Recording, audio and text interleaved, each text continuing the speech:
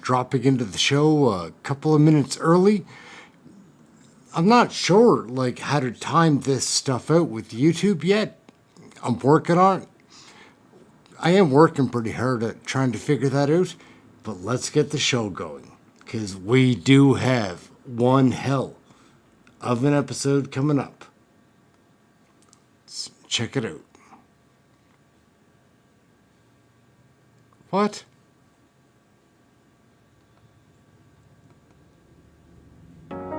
I want to build a better future for every Canadian, not talk about it. Sorry. Make life more affordable for your family. Tax the ultra-rich and use that money to help the rest of us.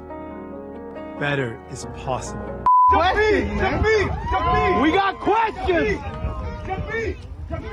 We got questions! Hey, bro, don't run! You're selling out, JAGMEET! You're a sellout thing, bro! You sold out at Gone, bro! You sold out at Gone! We told him we're not going to leave.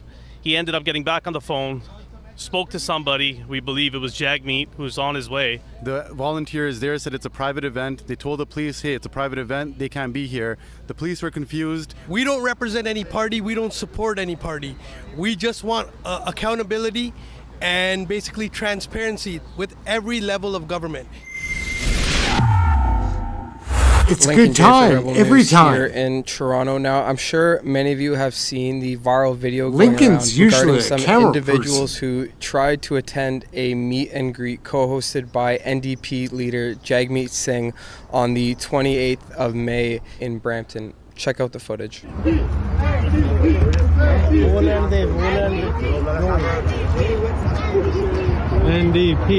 NDP. Logan? What are you asking? NDP. Don't go around the back. We got questions! JAGMEET! We got questions!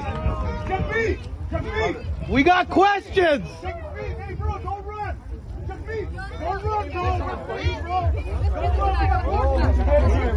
The video instantly started to be shared around and mainstream media outlets started to report on it. After doing some digging, I was able to get in touch with the individuals involved who wanted to share their side of the story with me.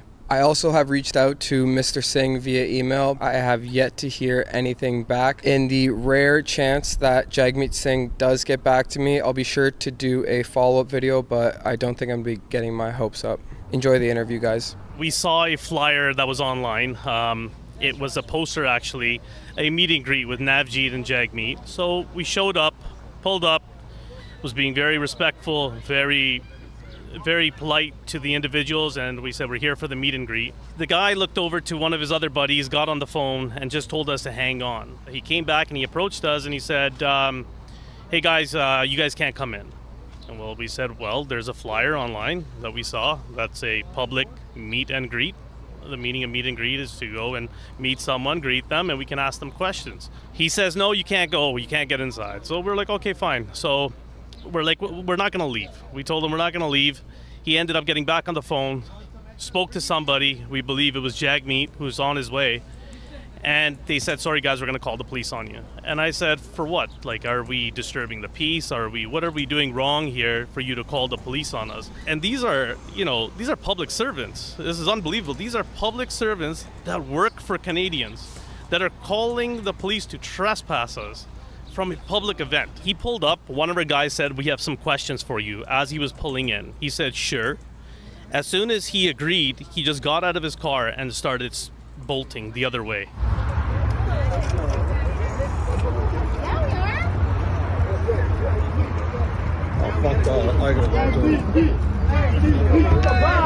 We got questions! We got questions! We got questions!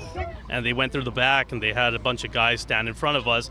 At that point, they keep on avoiding us, and at that point, it's been years. Like, what are we supposed to do? Bro, gotta ask you, will there be any consequences for the unvaccinated? Will there be any consequences for unvaccinated?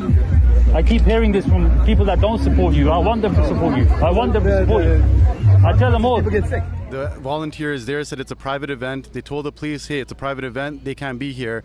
The police were confused. They were following whatever they were told, but then when we showed them the public meet and greet poster, they were very confused.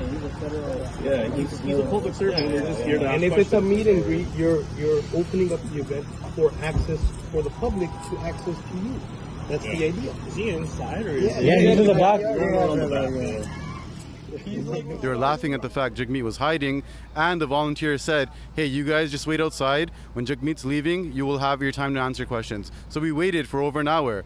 Peacefully, quietly, the cops were there was no issues, and then he just took off. Running Fudger Singh. That's his new name. Fudger Singh. questions, bro. Fake meat, it's flat base. The wrong kind. JAGMEET, I'm wearing a mask, bro. You gotta respect me. Hey, JAGMEET, don't sell out, bro. Don't sell out. Where are you going? You're selling out, JAGMEET. You're a sellout. Sell out thing, bro. You sold out at Gom, bro. You sold out at Gom. Watch out. These guys are actually afraid of these type of questions, and that's what's sad. You know, they're actually afraid. They do not want to have these conversations because they have something to hide. You know, otherwise they would return emails. Those are easy. Answer your phone, you know?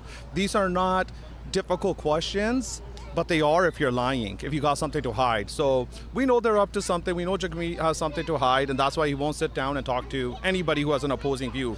We felt the need to go see these politicians face to face because we have tried reaching out, corresponding with all the MPs and senators via email, but didn't receive any real response.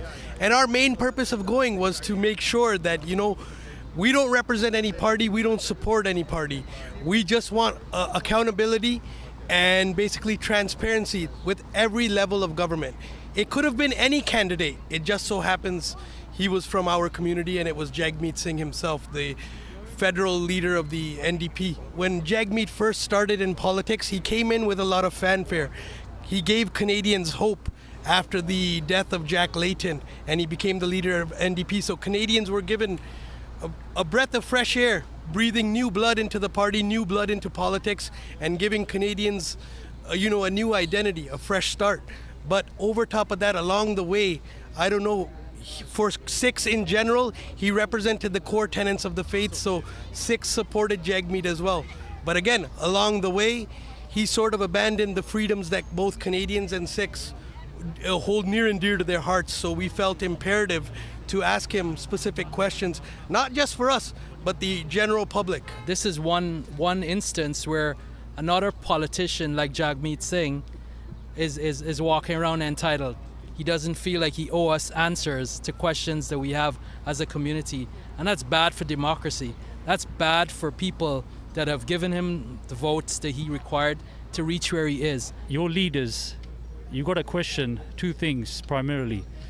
One, are they adding to your rights or are they taking away from your rights? Are they restricting you from flying? Are they restricting you from ownership? Are they dividing you? Is the other message.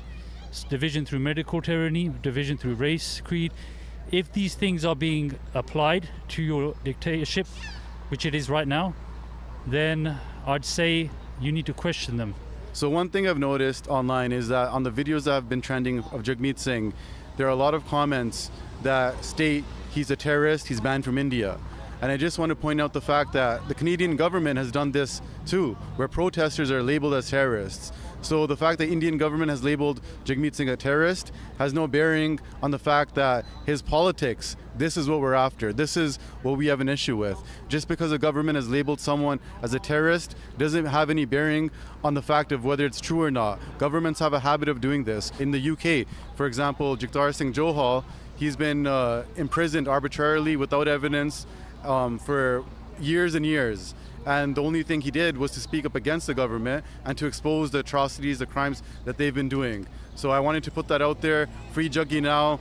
Please keep in mind that when governments label people as terrorists and ban them, that has no bearing.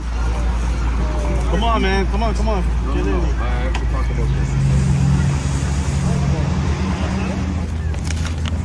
You have hot sauce? I just gave you some. No. I don't. Like some sauce or no sauce? Sauce. Yeah. So we're here practicing a key tenet of our faith called seva. Seva is the selfless service to help others, and we're serving langar. The meaning of langar is community kitchen, and the community kitchen's job is to serve meals. And if you go to any of our places of worship, the Gurdwara Sahibs, you'll get a meal 24 hours a day, 7 days a week. It's a safe haven. It's a place for protection, place where you can ask for help, guidance, any sort of advice. But the main tenet here we're practicing is seva and doing seva, this selfless service through langar, sharing of food through the community kitchen. And we're here every Sunday from about noon to about 5 o'clock p.m. at Moss Park. Sundays they usually all day, like for about 5 hours. They give out samosas, spring rolls, pops, snacks, juice boxes, pops, tons of drinks. They're feeding the whole community here and anybody who wants to line up. So anybody can come and just walk by. And if you're hungry, anybody, it's open to anyone. The homeless people and everything, really blessing God. I can say like that. For India and their mother, father, bless. Not really they're good mother, father. I'm very thankful they coming. I don't expect today they come. I just walking outside. I come, I see it. I'm shocked. Normally they come Sunday, but they are here by expecting, and everybody happy to grab samosa, water, everything. They are not hungry here. You know, whoever come here, everybody get full of hand, full stomach. You know, very, very plus. So if you're trying to find us, you guys can go on Instagram. You can follow us on Sovereign Seva 13. Shoot us a message. You can get to know us a little better. We can explain exactly what we do. You can also go on our website. It's a detailed version of what we do and what we're about. That's at www.sovereignseva.com. So we wanted to mention also there's a movie screening in June and July, The Battle of Amritsar. This is a movie that depicts the truth of what happened between the Indian government and Sikhs in 1984. And it's an important issue because just recently a high-profile Sikh celebrity, Sidhu Moosewala, was murdered by the Indian government. And this has been a long-standing pattern. We want people to see the truth for themselves and see that tyrannical governments, they have a history of targeting individuals that speak for the truth, that want countries to be sovereign and free from tyranny. Thing. That's his new name. You can't even answer questions, bro. JAGMEET, don't sell out, bro. Don't sell out. Where you go? You're selling out, JAGMEet. Sell out thing, bro. You sold out a gone, bro. You sold out a gone. Money. Oh, hello. Do you have a warrant to be here? When I'm Prime Minister, I will keep my promises. So you want to vote for a pretty boy Canadian named Justin. What could possibly go wrong? I made a mistake. Hey everyone, quiet down. There's a bulletin on TV. And now for this news flash. The NDP leader was just asking about why the Prime Minister gave tens of millions of dollars in corporate handouts to powerful grocery chains. So the answer, of course, is that he voted to let the Prime Minister do that. Mr. Speaker, we know that things are challenging for Canadians right now. Mr. Speaker, our government understands that this is a challenging time for too many families across the country. Here out in Vancouver, I attended an end-of-year gala where the theme was Arabian Nights. And I dressed up in an Aladdin costume and put makeup on. I shouldn't have done that. Every politician has to make choices about what kind of leader they want to be. Are they a kind of leader that is going to exacerbate divisions, fears, and polarization? His comedy routine, I was going to say that he shouldn't quit his day job, but actually he should quit his day job. Our opposite is showing us exactly what shameful, spineless leadership looks like. He shakes hands with white nationalists.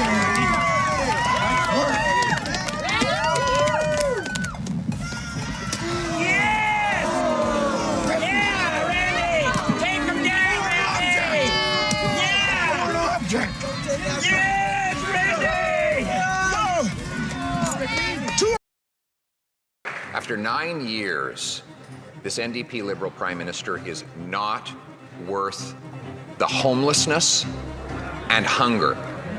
He doubled the debt. increased taxes and caused inflation, but said it was all to fund generous programs that would end homelessness. Well, homelessness is now up 38%, and a quarter of Canadians are skipping meals because they can't afford them. That's because his greedy government is consuming everything Canadians earn. Why is the NDP and Liberals forcing Canadians to feed this morbidly obese government instead of feeding their families? We will take no lessons from the Conservatives who purport to care about poverty and Canadians when every single time they vote against those supports. I'm grateful that the member points out that we have voted against every single policy that has caused homelessness to rise by 38%. Right. We have voted against every single inflationary policy that has forced 1/4 of Canadians to skip meals because they can't afford a meal on their table. Mr. Speaker, the government has doubled the debt, increased inflation, and blocked home building. Why is it that they force Canadians to feed this morbidly obese government rather than feeding their families?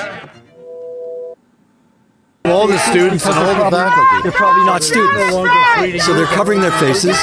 Sir, you made your case to the special constables, and they simply shrugged. They don't want to get into a fight. I don't blame them. Diabolical! This is their notion of free speech. This is Indigenous land, and we are Indigenous. So why are you there? Because we are Indigenous women. Do you have your card? Who are you to ask anybody for a card? Because I don't trust you. Who are you? Why are you wearing a mask? Because I can. Isn't COVID 2 years in the rearview mirror? Take your opinions and shove it up your white ass. Why are you bringing race into this argument? Because I can. So you're admitting you're a racist? No. Well, why would my race be... We're here counter-protesting a proposed on the No, I'm not uncovering the rally. No, but what you're saying is very, very, very, very media biased and also kind of illegal. Because you're spinning stories and giving false narratives. Wait a minute, you're occupying private property and you're saying what I'm doing is illegal?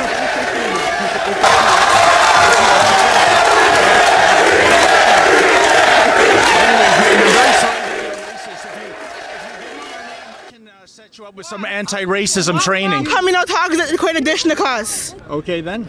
All right then. I'll try to see if I can get some anti-racism training for you so you fit into the... I'm not the one who needs anti-racism training, sir.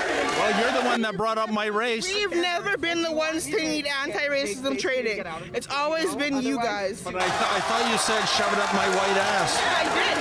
And I'll say it again. Shove your hateful opinions up your white ass. See, I would never mention the fact that you're black. It's irrelevant to me, so why would you mention that I'm white? You're not black or Afro-Indigenous. Exactly. I'm not black, I'm Afro-Indigenous. Get your facts straight. Have you heard anything, folks, about the emergency? So that people they speak with, in this case me with you, are not surprised at where I'm coming from. I think we should have transparency and disclosure of ideas, not this faux pretense of objectivity.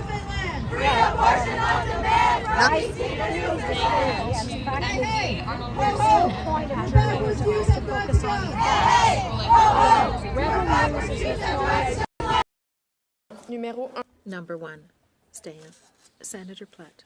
Thank you, Madam Speaker.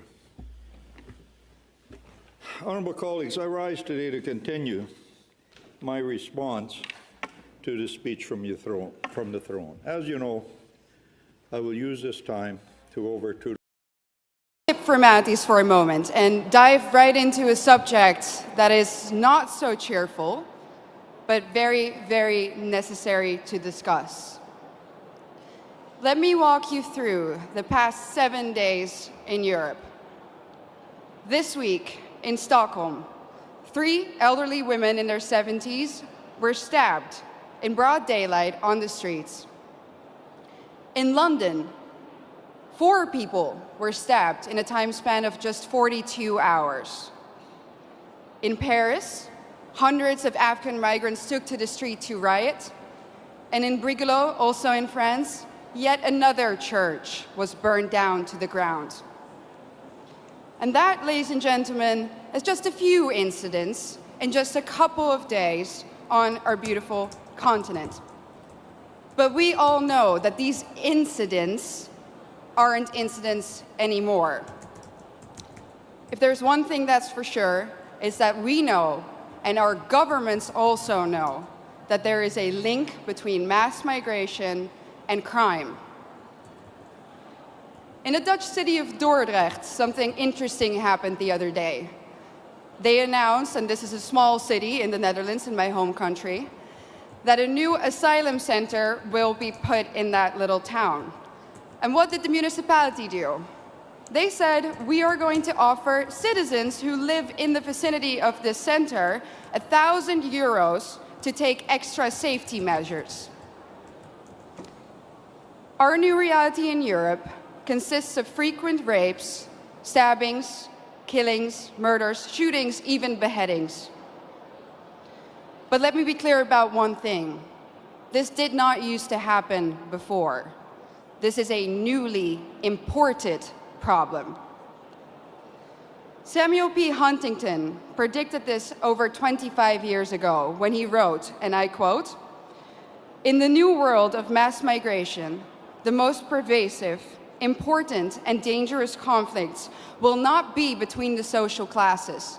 They will not be between the rich and the poor. They will be between peoples belonging to different cultural entities. Tribal wars and ethnic conflicts will occur within civilizations." Well, boy, was he right. And the worst part is, we as a society seem to have become indifferent to it. When another white boy or a white girl dies at the hand of an immigrant, we might shake our head, we might let out a sigh, we might even get angry for a minute or two, and then we go on with our lives. We offer the family thoughts and prayers, but nothing ever changes. Ladies and gentlemen, what does that say about us? This is a response of a society that has already given up, a society that has already accepted its defeat. But is this true? Have we given up? Do we really accept the new reality that our globalist leaders have in mind for us? I know one thing for sure, and that is that if nothing changes, if we don't start to seriously fight for our continent, for our religion, for our people, our countries, then this time that we live in will go down in history as the time in which Western nations no longer had to get invaded by hostile armies in order to be conquered. This time will then go down in history as the period in which the invader was actively invited in by a corrupt elite. And not only did this corrupt elite invite the enemy in, they made the native population pay for it too. Everyone who has eyes can see it. The native, white, Christian European population is being replaced at an ever-accelerating rate. Let me back this up for you with some statistics from my home country. Let's take Amsterdam, the capital. Amsterdam currently consists of 56% migrants. The Hague, 58% migrants. Rotterdam, almost 60% migrants. And of course, most of these immigrants come from non-Christian, non-Western, African and Middle Eastern countries. Conclusion, the Dutch population is already outnumbered in the majority.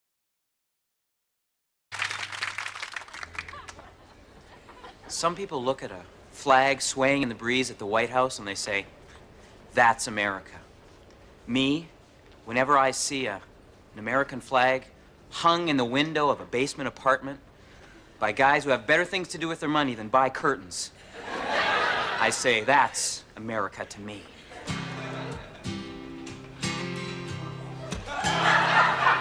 In America, there are 51 states, or maybe it's 80 by now. Does England count? I'm not quite sure.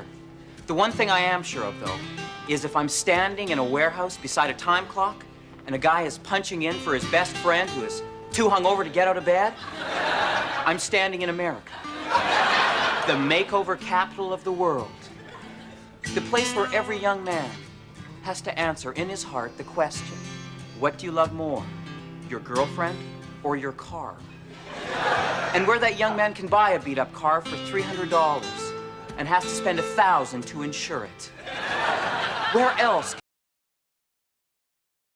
They see the loopholes that our incompetent government has created, and they have abused it. If they don't fulfill any of the demands, there will be a hunger strike to death. So we have the right to stay here. We'll keep on striking until our last breath. We wouldn't give up. I'm here to speak out against what is happening. It's not even about permanent residency. Canada's reputation for being such a soft country has gone global. It's very hard to get a job in Canada right now. It's very difficult to secure even an interview. It might be a little harder for the average Canadian to get a job now. Conestoga made $140 million on tuition in the last 16 months. And they're working in a minimum wage in a food restaurant. That does not bode well for the country. Establish yourself here. You bring your entire family over and then get use of all the social services that Canada offers. There's a couple of colleges that the Globe and Mail investigated, and they didn't even have classrooms in them, but they had places to process your immigration file. We're helping new Canadians succeed and shape our country for the better. There's a section of the society which is becoming rich off of these loopholes.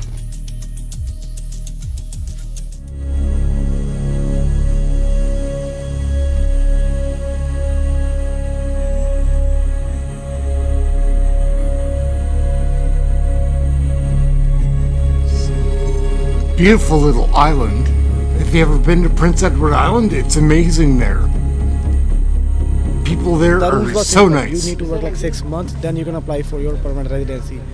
Rules were changed overnight and we were not even notified. We were working in sales sector, food sector, and we are now not even eligible to apply for nomination. Right now I am on the streets of Charlottetown, Prince Edward Island. Now the reason I'm here is because immigrant workers have taken to the streets to protest the expiry of their work permits. Recent change in the government's work permit policy has sparked protests over the past week. According to the Office of Immigration, the province is prioritizing skilled workers in high-demand sectors such as trades and healthcare. Individuals working in sales and the service sector may not receive invitations to apply for work permits. The people that have been protesting here are on postgraduate work permits, meaning that they once studied here in Canada and then were permitted to work here for a certain period of time on work permits.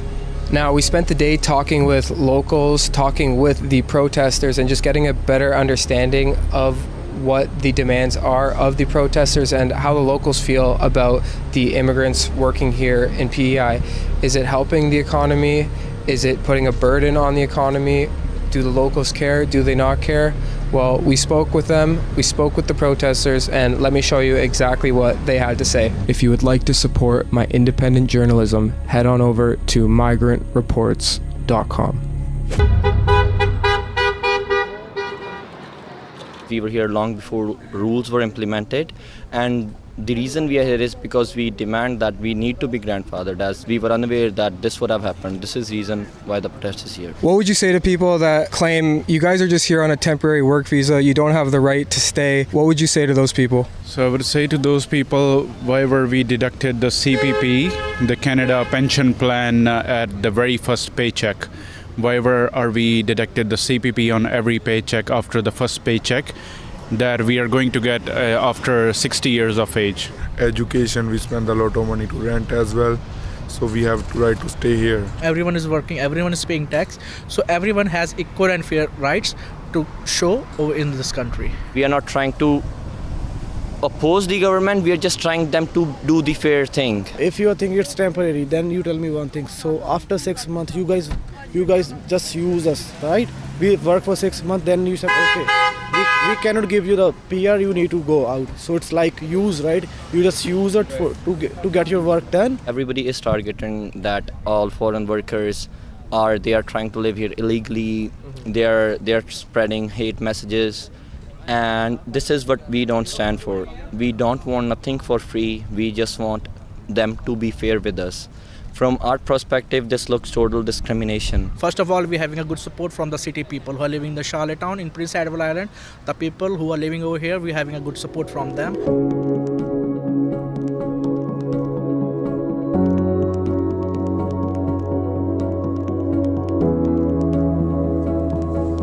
There's a lot of good workers here that are filling jobs, and it's definitely a good thing, keeps the economy going and stuff like that, but it might be a little harder for like the average Canadian to get a job now. That we're putting the run to people who have come here to settle, to make a life for themselves and their family, and to enrich our society. To put the run to these people is immoral. I appreciate what the government might be trying to do, but I don't think that how they did it may have been the best way to do it. It would make more sense to get people that are skilled to fill positions that we like can't fill, rather than like something that like anybody, I guess, could get a job doing. If you're going to let the Mexicans or the East Indians or the Asians come here and they're working in a minimum wage in a food restaurant, that does not bode well for the country. It was the government that convinced everybody to please come because they felt there was a shortage in the workforce, that our population was an aging generations, and this is why they opened the doors, and now it seems like they're turning back. Yeah, but I think if you look across the country, other jurisdictions have stopped doing this completely or have followed the lead that we've had and have ratcheted back that certain sectors. I say last year in Prince Edward Island, we nominated 855 people for a PR through sales and service. The year before that, we did roughly the same amount, just a little bit less. If the industry is doing a relatively good job in terms of retention, that should be a significant number to augment their labor force and to make sure their business is running and being successful. Immigration remains an incredible strength and force for Canada and for the Canadian economy. Being able to welcome in people from around the world, particularly at this time of labor shortages, is good for our country and good for the future that we're building together. Look, international students are a credit to this country, Mr. Speaker. They are the future of this country, and they are an asset that is very lucrative.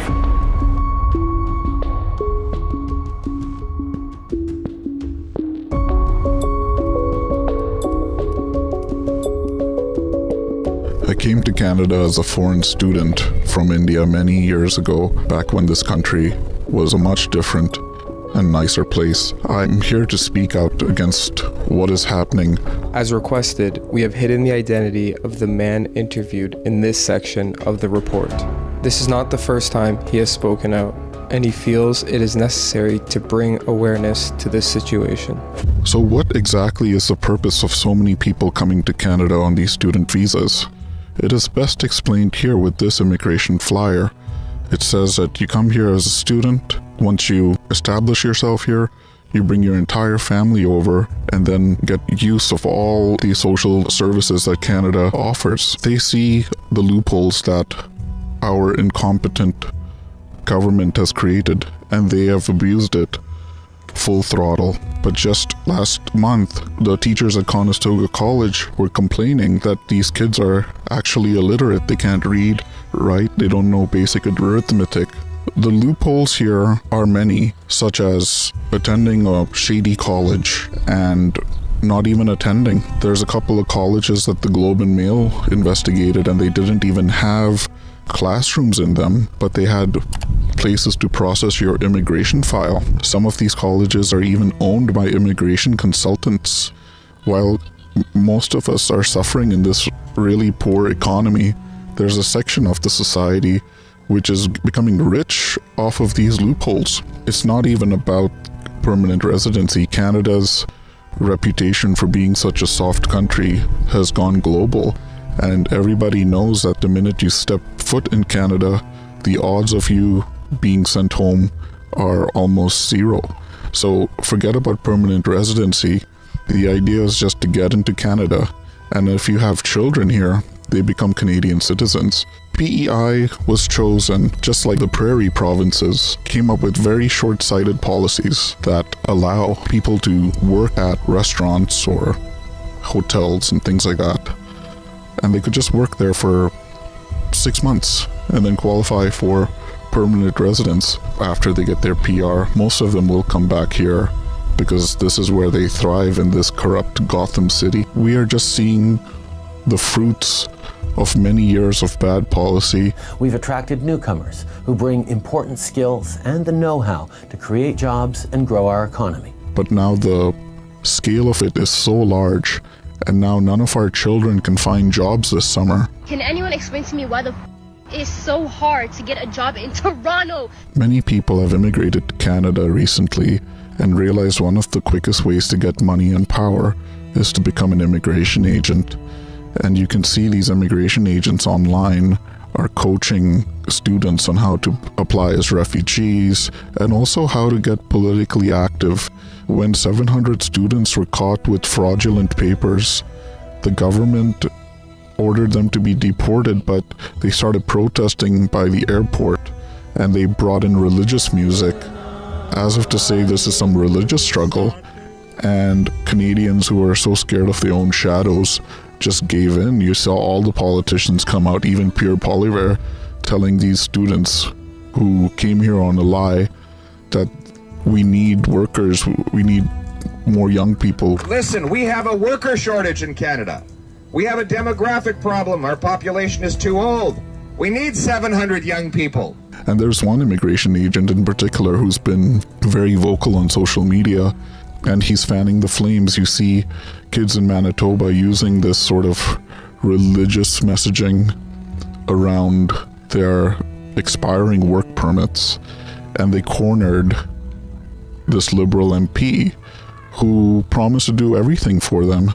This is the same MP who was just being so mean to Canadians before. Thank goodness it was that Canadians and the majority of the people in the House saw the value of protecting the health and well-being of Canadians, and that the far right was marginalized back then, Madam Speaker. And this is how he speaks to these students. He was cornered here like a rat. We want you to be able to stay in Canada. We can't promise you anything, like a rat. And we will promise to work as hard as we can, whether it's myself or Malaya, in trying to keep you here in Manitoba. And then he asked Mark Miller to extend all their visas. They saw what happened in Manitoba. The immigration agents are celebrating it online, and now they're protesting all over the country. When I came here as a student, it was not just to get an education, but to put yourself outside your comfort zone and sink or swim. Even established colleges and universities like Conestoga College in Kitchener have traded in their future and their reputation for short-term gains. Conestoga made $140 million on tuition in the last 16 months. You know how many international students they brought in? Conestoga's got like 2 campuses, right? They're like the size of this building, you know? Like they're not huge colleges. 30,000 they brought in 16 months. Now we have politicians like Tim Opal saying that the language requirement might go away. What has happened? What has happened to our dear country? Just look at him here with POILIEVRE speaking Punjabi. Violent crime Canada ਦੇ ਵਿੱਚ ਬਹੁਤ ਜ਼ਿਆਦਾ ਵੱਧ ਗਿਆ. They do have the right to stay in Canada until the last day of their visa. There's a reason why the visas expire, because circumstances change, and our government has all the authority to make those changes based on new developments in the economy or new circumstances. Nobody's promised them anything. There's no combination of words in any language I speak that can get through to a person like Trudeau. Does he want to be responsible for a country where women are not safe at night, or on a bus, or in an elevator, or on a train? This is a reality that all the women in my family experienced in India in crowded situations, and now we're seeing it in Canada. If you was born in Pakistan, originally from Pakistan, you must have been kidnapped by me. Have been kidnapped by you? Of course. A lot of people are trying to figure out why this immigration rate is so high. For 2024, the cap is expected to result in approximately 364,000 approved study permits. People new to the country are promised everything, in exchange for votes. Maclean's magazine, they reported on how Mark Miller got his seat. He just gave people free Liberal Party memberships to get his seat, and this is what they're doing to the whole country. They're just bringing people and putting them in different ridings to flip them. Whether it's international students in particular that have grown at a rate far beyond what Canada has been able to absorb. If they don't fulfill any of the demands, there will be a hunger strike to death from 1st of June, and anything happen to any health issues to any of the Protestant, Honorable Justin Trudeau, Mr. Mark Miller, Province of PEI, Honorable Dennis King, and Economic Growth Minister Jen Redmond should be held liable to any loss and severe health issues to any of the Protestants effective 1st June. Thank you. We don't put the run to people so that you and your generation can get an apartment. This is a country of opportunity, but it's not a country where immigrants should get sitting in a McDonald's or a Tim Hortons or any of the fast food or a convenience store or a gas station.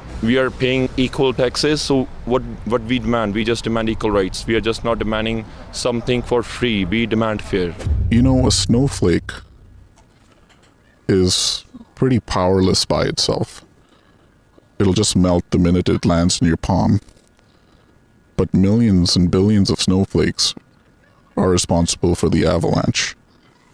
I need more snowflakes to speak up. We need to cause an avalanche.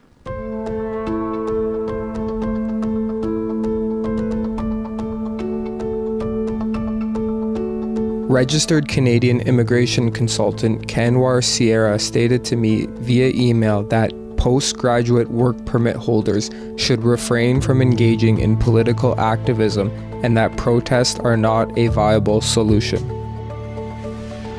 Thanks so much for watching the report, guys. If you want to check out all of our coverage, head on over to migrantreports.com. Through that website, you can check out similar reports just like this one. And if you appreciate the independent journalism that we are providing, consider making a donation through that same website. Thanks, guys. Hey, everyone, quiet down. There's a bulletin on TV. And now for this news flash.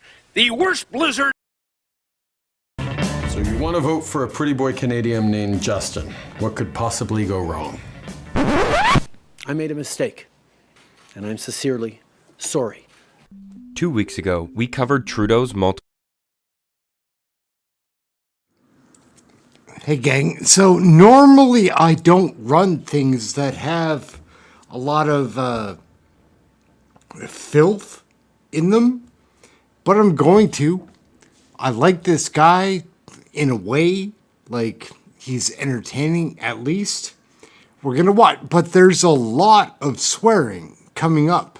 So if you don't like swearing, heads up, like it's coming. We'll play this video. Angry Canadian is pretty cross.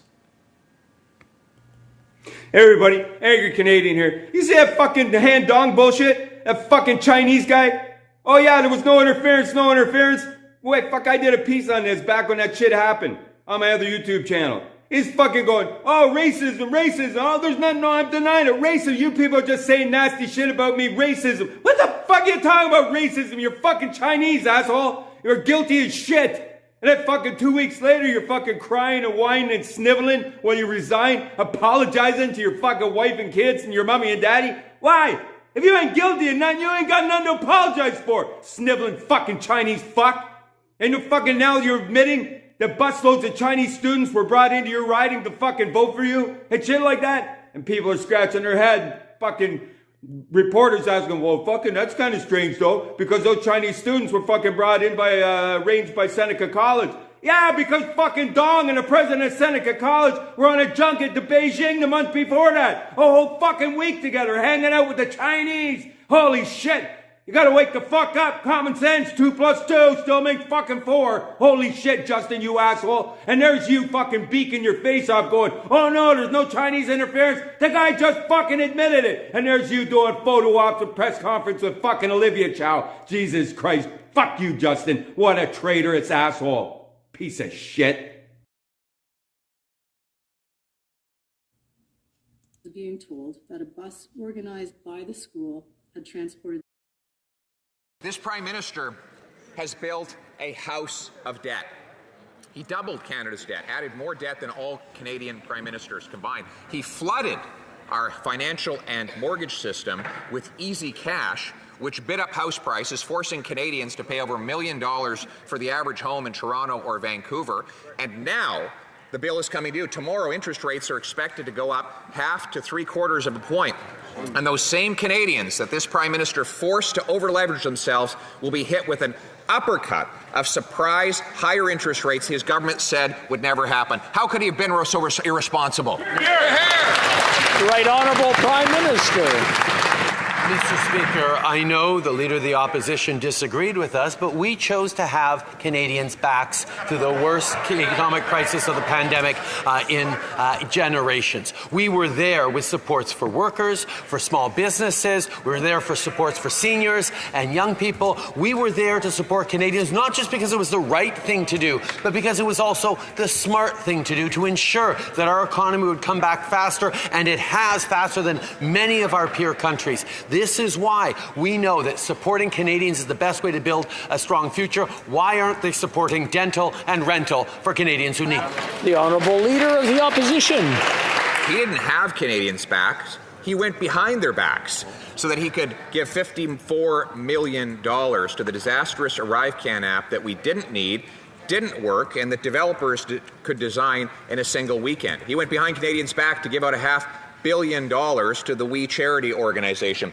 He went behind Canadians' back to give out CERB checks to prisoners and public servants who were actually on the payroll at the time. You know, these monstrous deficits wouldn't be quite so bad if he hadn't wasted so much money. Why did he waste so much and leave Canadians with so little? Right Honourable Prime Minister. The lesson for most Canadians from this pandemic we all have been going through is that Canadians are there for each other. We support each other through times of difficulty, and when we do that, we actually do better than if we had all tried to go our own way. The reality is, being there for each other is what has got us to where we are today with a strong economy and given us the ability to step up and support directly those who need it with GST rebates, with dental and rental supports. Again, dental and rental supports that Conservatives are opposed to.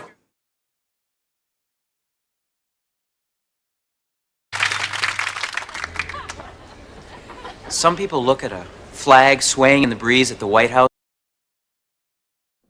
You can kill me too if you want. But I think it's exactly this type of thing that drives down property values here in the state. That was the town doctor. I'm kidding. Just some real estate guy. Sorry about that, Sheriff. Well, you certainly don't have to apologize to me. These fellows were driving you crazy. I swear, sometimes I don't know how you put up with it. Anybody else got anything to say?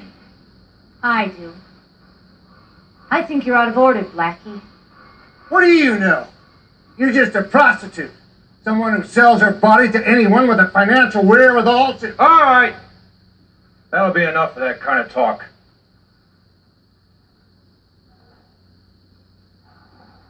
What in the hell are you? Just a stranger passing Just through. a stranger, Mr. Pickles. Where in the hell do you get that shirt? How a person dresses My is mom. nobody's business but his or her own. What? You heard me. You know what you look like to me? You look like one of those fellas who's attracted to other men. This is just a warning. If you or your men draw on me, I'll shoot each man in the hand. In the hand? That's right. Not in the face or the chest? Nope. I don't like the idea of getting shot in the hand. Then go home, Blackie. Go home? That's right. Go home? Yeah, and see someone about your hearing. Draw your gun, prairie fairy. I never draw first. Well, hell, that's no problem. Don't just stand there, boys. Get him. Now!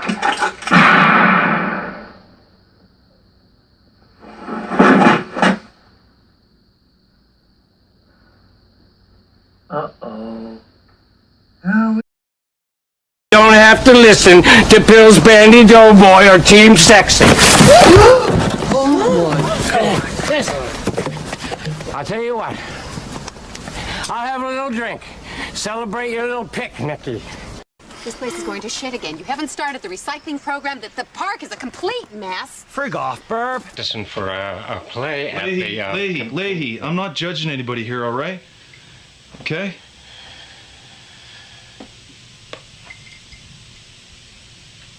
Please don't show this to anyone. Should the federal government require digital streaming platforms to include Canadian content? Definitely. Because we're losing our identity as a nation, we're being Americanized.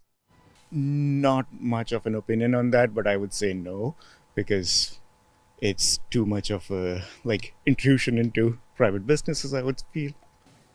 I think it's always wise to have your country's content played in your country. I think it's good to champion within, and that can help industries build in your own country. Do I think it should be just your country's content? I think that would be a miss as well, but a mixture of both, can't go wrong. I don't think so. I don't think so, because then again, it's going to be controlled which platforms are being presented, and if people want to go to see Canadian information, then they will find a way to get that information. That's a tough question. I mean, we're supposed to have a free and open market, so I don't think they should force anybody to do that, no. I think if you can pay to have your whatever it is you might want on these streaming services, fine. If you can't, well, too bad. If they want to get revenue from Canadians, they should be willing to put our content on their service. That's how I feel about it. I don't know all the dynamics behind it, but it seems only fair. No. Well, we do try to protect Canadian content in most media, and I agree with that. You know, we're a small country right next to a big giant, and we'd just get swallowed if we didn't. But there has to be some sort of limit. I mean, I think yes. I understand why the government put that type of law in place. I think that protecting Canadian creators is important. And I understand that an important element of the protection is a bilingual component, which is obviously very important. I think that it's difficult to go up against a multi-billion-dollar corporation with seemingly endless resources in that respect. And I understand also the kind of anger and outrage at the government for putting this in place, but I think the anger is kind of misdirected at the government when it maybe should be directed at these corporations. But yeah, it's just a hard issue. I'm not sure. That's a great question, and it's a very difficult issue because clearly the power is in the hands of the social networks. You know, the Metas and the Facebooks, Googles, extremely powerful, and they, quite frankly, can be fine and very profitable without Canadian content. However, I do recognize that that's come at the expense of the traditional publishers, the news channels, the local people covering the news, which is important. We need to have money going to local organizations to cover that. So it's a difficult issue. And I don't really have a solution in how to balance that, but I think something must be done. I'm not sure if the government figured out the right way to do it, but I believe they're on the correct path in terms of addressing it. I think, again, to a certain extent, certainly there's a lot of fantastic content that is available that is Canadian driven and Canadian focused. But I think it is also important to have a broad spectrum as opposed to something that is strictly linear to just Canadian content, because there are so many people here in Canada that benefit from having resources and things from their home countries that are now living here. I think that would be wonderful. I'm not sure that it should be a governmental mandatory, but I think it would be great. Canada is a great country, and I think the more people get to know it, the better. Before coming to Canada, I always thought, oh, it's snow, and no, it's not that. It's lots of good things going on here. I would think, yeah, that would be great. What do you think? Yeah, me too. Same. Yeah, it should be. But same, I think it would be great to know more about Canada and like everything. Yeah. Well, absolutely. Absolutely. I think a lot of YouTube should only be Canadian content. And then some, for Canadians should have more Canadian content than American content. That way we know what's going on here and not abroad. You think Canadian content should be predominant on YouTube? Absolutely. Absolutely. We're Canadians. We should know all the information first. As someone who's a musician by profession, you would think that I would be on the side of that as a Canadian musician, but I'm really not. I don't think that requirements of that kind, quotas, bans, all of those things really serve anybody. They look good. It's a way of the government saying, look at us, we're doing something about it, but I don't think that it really changes the reality for creative people.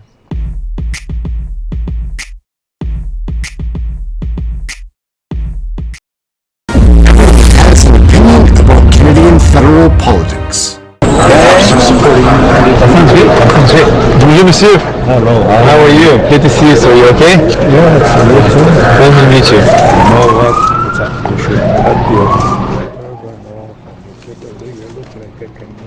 I think Canadians look like all sorts of people. That's the beauty of Canada. That's okay. I don't agree, sir.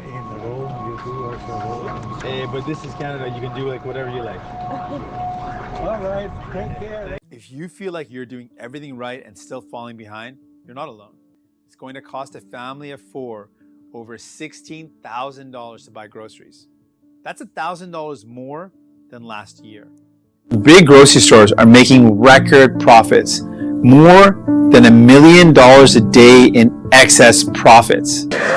Canadians are struggling to put food on the table, and what are the Liberals doing? Well, they're giving $25 million to Costco and Loblaws. And what are the Conservatives doing? Well, the Conservatives, their leader is too busy whining and dining corporate lobbyists in private dinner clubs. Speaker, the NDP leader was just asking about why the Prime Minister gave tens of millions of dollars in corporate handouts to powerful grocery chains. So the answer, of course, is that he voted to let the Prime Minister do that. Not a single penny of that money could have gone without the vote of the NDP coalition partner. But we learned something else, that this might have been due to the influence of the NDP leader's spokesman and brother, whose company is a lobbyist for Metro. Hey gang, what's up? Just Ehren right here, Question Period Canada. That's some serious racism there at the beginning of the video.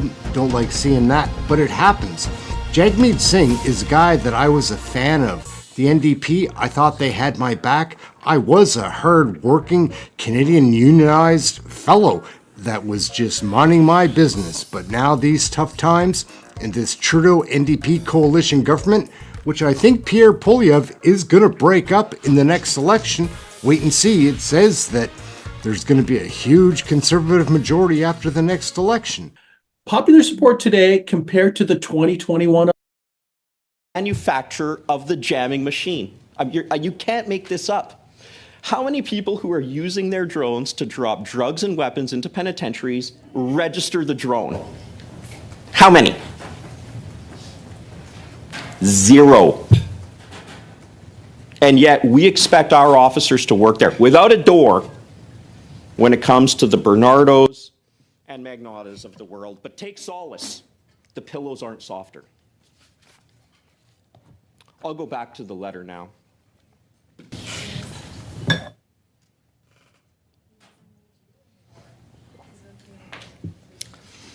When I first got word of Bernardo's move, I contacted several politicians of all different parties. Well, that was a pretty wise move. I was put in touch with an organization called My Voice, My Choice, which I'm sure that many people around this table have been in touch with. These are brave women who have spoken about their traumatic experiences as victims, and not only as victims, but what I would call, or other people have called, and I would adopt as secondary or systemic victimization. Systemic victimization, like the victims of Bernardo and Magnata are probably going through, dare I speculate, in these circumstances where the system reopens that scar, that victimization, or even the scar that's not completely closed. It just gets open again and again. So shout out to people from My Voice, My Choice. They contacted people to get things changed when it came to publication bans, and they contacted all parties. So I remembered that as reading this letter. I contacted several politicians of all parties. It wasn't my concern which party was better or worse, rather which party would listen and help get this horrible decision reversed. Well, we could have had 6 meetings to do this. In fact, the Liberals came in and said, we will have 6 meetings. Not only will we have 6 meetings, we want more witnesses, and we will add it. It was fairly nonpartisan, I thought. The Conservatives said we want it. We want the meeting. The Bloc signed on for an emergency meeting, and the NDP said we want the 6 meetings. And then the Bloc inexplicably says, no, we only want 1 meeting. And the Liberals gladly withdrew their witnesses and went to 1 meeting. Doesn't matter which party they say. They want this horrible decision reversed. Well, we couldn't actually even hear from the victims on that point because the victims were the witnesses who were excised from the witness list that the Liberals were all too happy to agree to initially with 6 meetings, and now, no, we only want 1 meeting. How is that victim-centered? How is that not contributing to secondary victimization? Mr. Chair, it is no doubt, in my view, that that is contributing to secondary victimization. More concretely, it's a complete slap in the face. A complete slap in the face to the victims who were watching and as a result wrote this very punchy letter, saying it 1,000 times better than I ever could have. The letter goes on. It was very clear today that the safety and well-being of the public is not a concern to certain people and their designated parties. We, as parliamentarians, should be concerned. I believe I know who this letter is referring to. I'll let the public judge for themselves. We've had a few personal attacks today. I'm not going to go there. People can watch the video themselves and see who they believe acted appropriately and see who didn't. They know who they are, and in their heart, I would hope they know whether they acted appropriately, especially with the dismissive language that was used, in my view. That personal agenda supersedes any of the victims, their rights, and the crimes committed against them.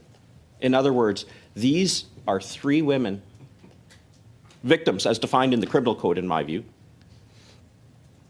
said that the personal agenda of certain members around this table got in the way of us talking about what was important, of us talking about what matters. I'm going to say that again.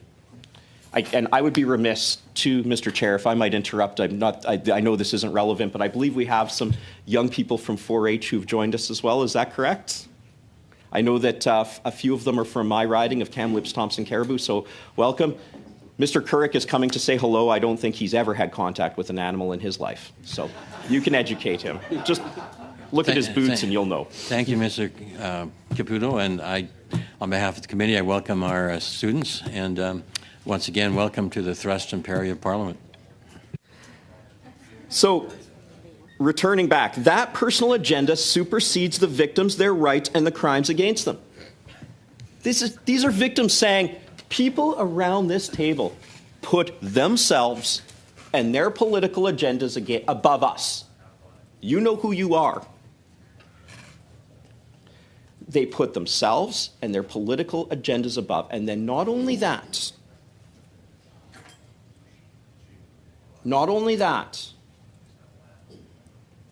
afterwards, this committee refuses to study the Magnotta transfer that we all agreed to with the one meeting, which, as I noted, was the gutting of the 6 meetings that the Liberals initially agreed to. We haven't even gotten to that meeting.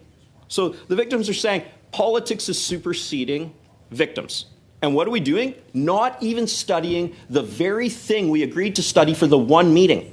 At this rate, we won't study it till the fall. In fact, I think the Liberals and Bloc would be content if we never studied this at all. More concretely, we're not even presenting the draft report on the Bernardo study. What could possibly be more of putting a political agenda before victims than that? There's a report ready to go, is it not? At least to be discussed. We should be dealing with this, and yet the members of this committee will go on today with their daily lives, not having to live with the trauma that the victims of the Bernardo and Magnotta offences have to deal with. Many of them living who, again, nameless, faceless, voiceless. And this is the respect we show them. This is the respect we show them, that we don't even get to this report. Mr. Danson's quotes about the pillow from the chair, as he then was as a committee member, they were made December 4th last year. It is now May 23rd. 6 months have elapsed since that quote was made. And we don't even have a report to discuss to show for it, let alone a report that has been made public. And that lies at the feet of the Liberals, with the Liberals' hand being held by the Bloc. And today, the hand was held by the NDP when it came to not hearing from witnesses of auto theft. Just to be clear, and just for reference, Mr. Chair, I'm returning to the letter. Just to be clear, those who voted against us today, I presume it's those who voted for the one meeting, that being the Liberals, at least 2 of whom are here today, present, and the Bloc, the member who is here present today. The NDP member was Mr. Julian. He did not vote. He voted for the 6 meetings, in fairness to him. Just to be clear, those who voted against us today, you are telling the victims and their families that what has happened to them wasn't that bad. Enough time has passed now, and the monster who committed these crimes against them has done the time and deserves to be rewarded, very key word there, rewarded, and live better than most Canadians today. So let's dissect that. Sorry, I'm going to go on to the next line here. I want you to reread that again in bold. Paul Bernardo is living better than most Canadians today. I said that same thing, and I really heard about it. This is coming from the victims. So let's dissect this. You are telling the victims and their families that what has happened to them wasn't that bad. This is that secondary trauma, that secondary victimization I'm talking about. That this committee will not do what... Rappel au règlement, Monsieur le Président. A point of order, Mr. Chair. Go ahead, please. Thank you, Mr. Chair. Well, listen, we have microphones that work really well. We are hearing Mr. Caputo really, really well. Does he really have to shout? Maybe he can lower the volume a little bit. That could be good for everyone. And also, is he really obliged to repeat the same things? We're starting to understand his point. And again, a question for him. What's the position of the Conservative Party on S210? Is that the reason why he is filibustering today? Does he not want to hear about that bill? Maybe he has other things to say on that. Thank you, Madame Michaud. I would certainly urge Mr. Caputo to keep his volume down, and certainly on behalf of the members and certainly on behalf of the interpreters.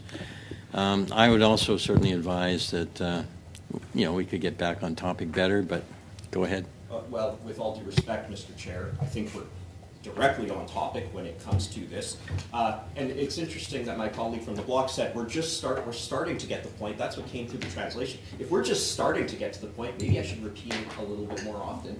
Because if this is what it takes to get to the victims, if we're just starting to hear Mr. Caputo, could you turn your mic around? Well, the interpreters can't hear you when you put the mic on the other side of the table. Okay. Well, I was told I was too loud. Don't shout into the mic, speak normally, and the interpreters can do their work. Again, on the same point, Chair. Mr. Jenis, on a point of order. Thank you. I think that speaking with intensity and passion is actually what is normal for Mr. Caputo. So if the goal is for him to do the normal thing, maybe it's helpful if the chair specify. Well, thank you, Mr. Jenis. So let the record show that Mr. Caputo, if you try to keep your volume within, I don't know, I don't want to use the word normal, but kind of keep it down so that the interpreter's ears are protected, please. I'm not sure if, I'm sure we have the interpreters in the back there. I have a voice that carries, I'm told. I will keep the microphone. Also, Mr. Caputo, please don't touch the mic. Well, with all due respect, Chair, we can't have it both ways. You can't say don't speak the way I'm you're not saying speaking. don't speak. I'm saying don't touch the microphone. Well, it causes feedback. It causes problems, right? Speak in a plausibly loud voice, but that they can hear, but not too loud that hurts anybody. But don't touch the mic, please. Okay. Well, I apologize to the interpreters if I've hurt their ears. And please don't be insulting to the interpreters. I am not. They're just trying to do their job. I am not being condescending. I am not. Ms. O'Connell, I didn't interrupt you when you were speaking. I would appreciate the same courtesy. Thank you. Don't be condescending to people who are just trying to do their jobs in a safe manner. Ms. O'Connell, I didn't interrupt you. I would appreciate the same courtesy. Let's avoid the back and forth, please. Mr. Chair, I do apologize if I've hurt anybody's ears, and I will try to modulate my voice accordingly and still speak with the passion that I believe that. Mr. Biddle, I didn't interrupt you here. You've just arrived. I would appreciate the same courtesy from you as well. Thank you. Mr. Caputo, please. No. Please avoid the back and forth. If you have an issue with Mr. Biddle, raise it with the chair, please. Well, with all due respect, Chair, I was speaking. I had the floor, and I am raising it with you because all comments go through you. So through you, I did not interrupt Mr. Biddle. I don't intend to interrupt Mr. Biddle. So through you, Mr. Chair, I would ask him to not interrupt me and afford me the same courtesy that I intend to afford to him. Mr. Biddle and Mr. Well, shall we get to your votes, Mr. Biddle? Mr. Biddle on and this Mr. very issue? Caputo, please stop. Go ahead. Gentlemen? Yeah. Gentlemen. Mr. Biddle's mic keeps turning on. He just doesn't have the floor. Can we please avoid the back and forth? It's amazing. Mr. Jenis? So does yours. Mr. Jenis, Ms. O'Connell, let us maintain some order here. Mr. Caputo, I believe you have the floor. Thank you, Mr. Jenis. No side comments, please. Mr. Caputo, go ahead. Thank you, Mr. Chair. I'll get back to this letter that I was speaking about. Let's repeat that last paragraph again because I think it's quite germane to what we just observed here. Just to be clear, those who voted against us today You are telling the victims and their families that what has happened to them wasn't that bad.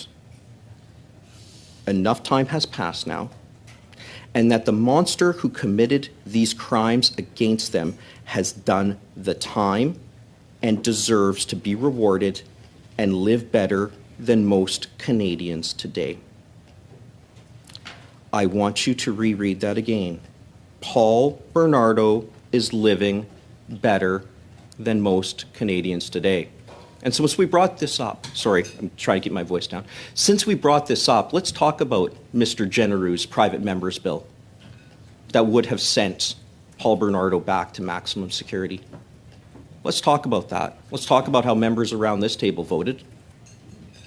I vote in favor of it. Mr. Shipley voted in favor of it. Mr. Viersen voted in favor of it. Where did the Liberals vote? They voted against.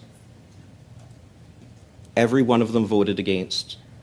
The NDP voted against it. The Bloc voted against it. This is exactly what, in my view, is being contemplated by this letter.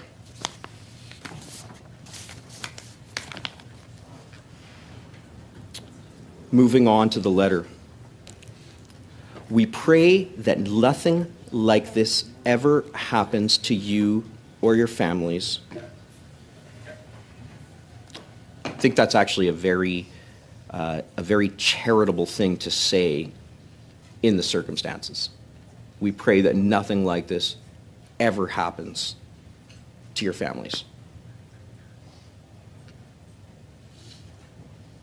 But we can say with certainty, if the tables were turned, today would have had a whole different outcome. Now, this is the whole point that was being made in the letter. We as victims are experiencing something differently. Victims have met with members, sorry, my voice was getting loud again. Victims have met with members of this committee. The victims in the Bernardo matter, I know because I got CC'd on the emails that were sent to members of this committee who seem more intent on making a joke out of things than treating this issue with the dignity and seriousness it deserves. We weren't there. We weren't them. And what are we doing? We're saying we're not getting to the study of Magnotta that we all agreed to. From 6 meetings to 1, just that one meeting, we don't want to get to it. What are we all saying? We don't want to table the Bernardo report, even though it looks like meetings wrapped up in December, January, maybe February. Clerk, you can advise us of the dates, I'm sure. But I do pause to say this. What if it was our sisters? What if it was our brothers? I have 2 sisters. I have a daughter. I have lots of friends, I think.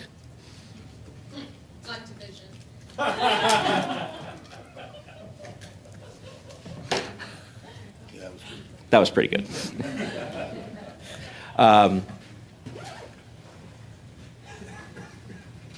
If this was us, would we be prepared to make the same claim? Would we be prepared to vote the same way on Bernard Genereux's private member's bill that would have sent Paul Bernardo back to maximum security? Would we have been prepared to do that? I believe we wouldn't. I don't believe for a second that we would have. And that is the problem with the approach taken by the Liberals and the Bloc when it came to the reduction of 6 meetings to 1.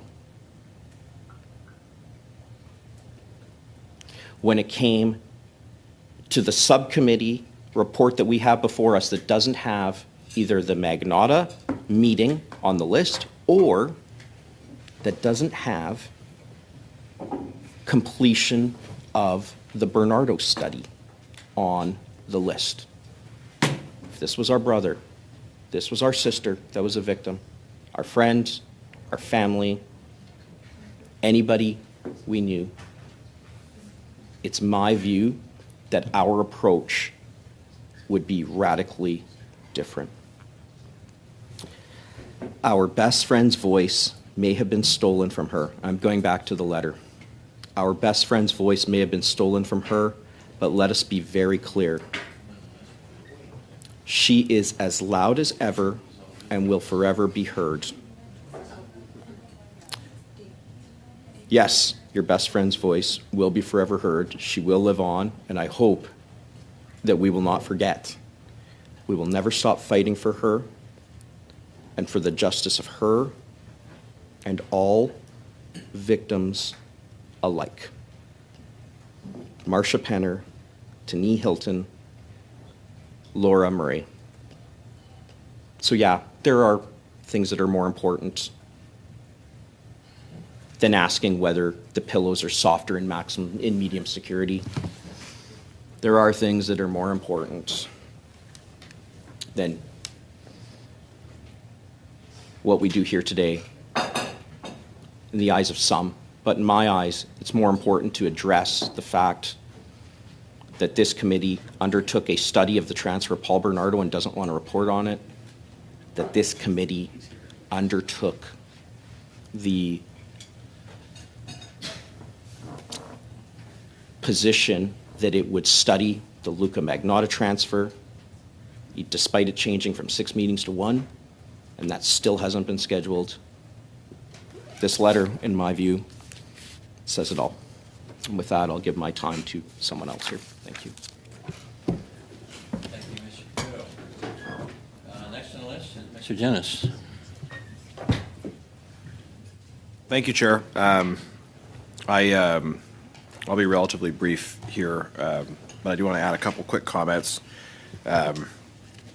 There has been desire for other members to offer commentary and to do so through points of order. I don't understand why they don't just speak to the issue in the usual fashion.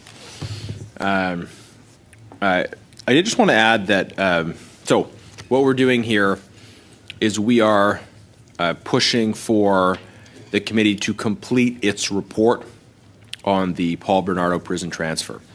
My colleague, Mr. Caputo, has done a great deal of excellent work on the issue of prison transfers, which includes going to prisons and understanding the situation that is on the ground in those places.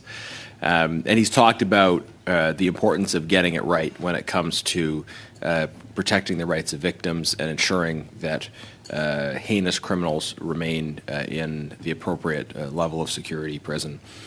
And in the context of this committee, we are saying that whatever one's view on that issue, it is appropriate, the committee having done this study, the committee should provide a report to the House. There is a report, there is a draft report, and it should simply be completed and presented to the House. Liberals are trying to block this report. And so that's the context. Conservatives are fighting for the release of the report on the Bernardo prison transfer. We have proposed an amendment to the subcommittee on Agenda and Procedures report that calls for the release of that report. And we're certainly prepared to discuss and engage and negotiate on all other matters, but we are insisting on the release of the Bernardo report, that work is completed. And I hope members will see the value of that substantively and will work with us to realize that objective. I did want to add to the conversation just by saying that this is another case where we have Trudeau Liberals trying to avoid responsibility for what are in fact government decisions. Persistently across a range of different areas, Liberals want you to believe that they are not responsible for the things that happen under their watch. Justin Trudeau has been the Prime Minister of this country for 9 years and yet denies responsibility for any of the things that happen under his tenure. In this particular case, the question of prisoners transferred, it is up to Parliament to establish rules and to consider amendments to the law that deal with the level of security that a person experiences in prison. The decision not to pass a law is a policy choice, just as the decision to pass a law in that regard is a policy choice. And all of the other systems and people who work within the public service, they operate within a framework of law established by Parliament. We have a system of rule of law and of parliamentary supremacy.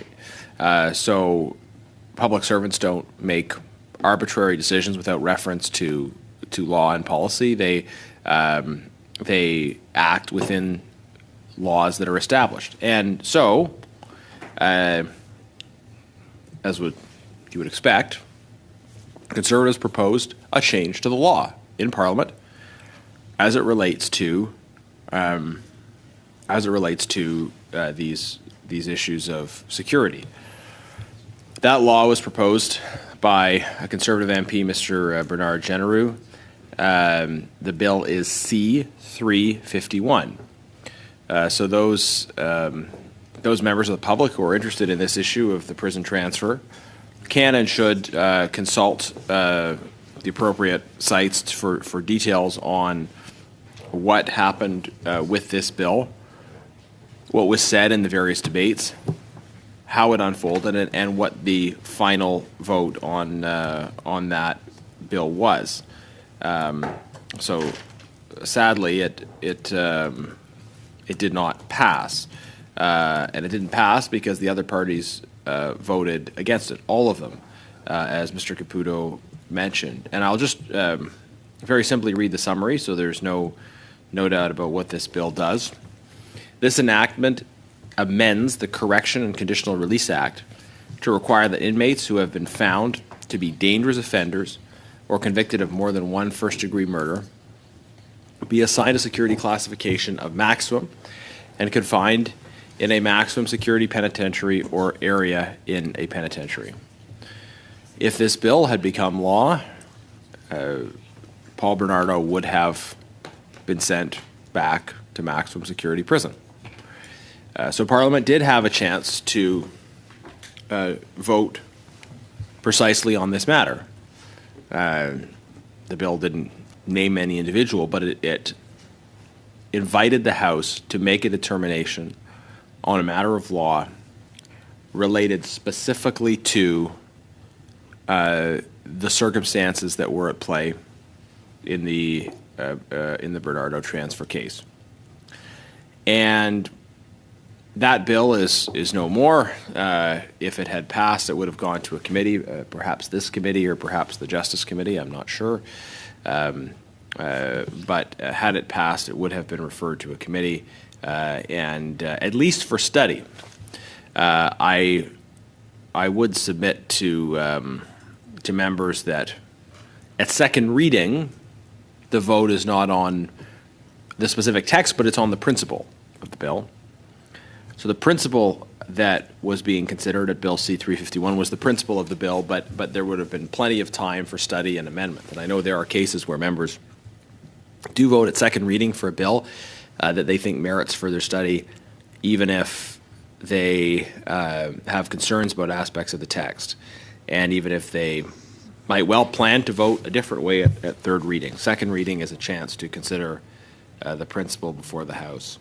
And members of other parties, members of the other parties voted against it. During debate on Bill C-351, the Parliamentary Secretary to the government, to the Leader of the Government in the House of Commons, Mr. Kevin Lamoureux, spoke on the bill. That will surprise some members, but Mr. Lamoureux did speak on Bill C-351. And he said, quote, "It is one of the planks the Conservative Party members talk about.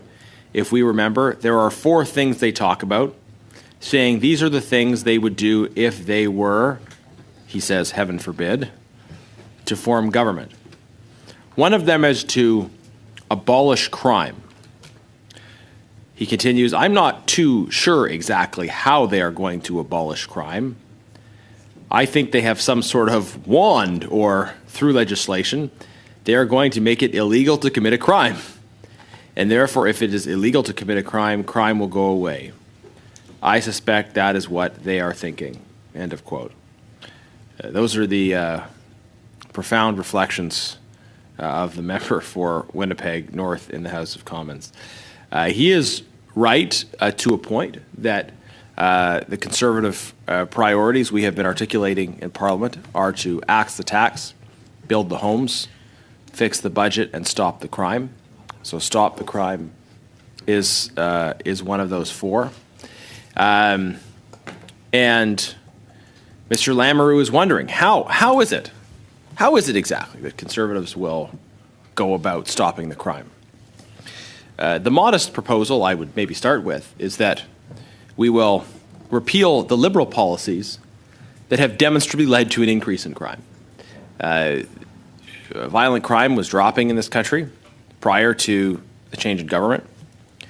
Liberals made specific policy changes based on their ideology, and those policy changes had consequences. The trajectory of crime in this country was reversed, and we've talked about some of these statistics. The astronomical growth in crime under this government, in particular certain areas of crime such as auto theft. I was sharing statistics earlier on the numbers around auto theft. I didn't get to mention the numbers for Winnipeg, but since I'm referencing Mr. Lamoureux's comments, I should say that the rate of auto theft in Winnipeg has gone up by 62.5% during the time that Liberals were in government. So what are we to make of that, Chair? The 62.5% increase in auto theft in Winnipeg is not of the same magnitude of increases in other areas. The well over 200% increase in the Greater Toronto area, the over 100% increase in Montreal, but crime has gone up dramatically under Liberals. So the Liberal Parliament Secretary is asking, and as part of the debate on C-351, what would Conservatives do to stop the crime? Well, we would start by stopping the Liberal policies that have led to an increase in crime. There may well be more to do after that, but that would seem like a logical place to start. But in the course of debate on Bill C-351, again, we had a bill before Parliament that would have precisely addressed this problem. Liberals want to know, how could it happen that a person would be transferred from maximum security to medium security? Well, how could it happen that they voted against the bill that would solve the problem? It's a very simple matter that could have been addressed with the vote at second reading on the bill. And any members with specific concerns about specific mechanics could well have brought those concerns to the committee study and maybe proposed reasonable amendments to the bill. But Bill C-351 was sadly defeated when, given the chance, other parties voted against fixing this problem. They voted, in effect, in favor of continuing to allow prison transfers for people for Bernardo, people like him, for maximum and medium security. And I will just say in particular that this bill would not just prevent things like this from happening again, because this bill requires that inmates who fit a particular description be assigned a maximum security classification. The effect of this is that Mr. Bernardo would have been sent back to maximum security prison as soon as this legislation passed. In any event, this bill was defeated, and our position is that that the report that has now been sitting on the shelf for 6 months at this committee related to the prison transfer, that it be published. Because of the rules of in-camera, members and staff are not able to share that report with the public.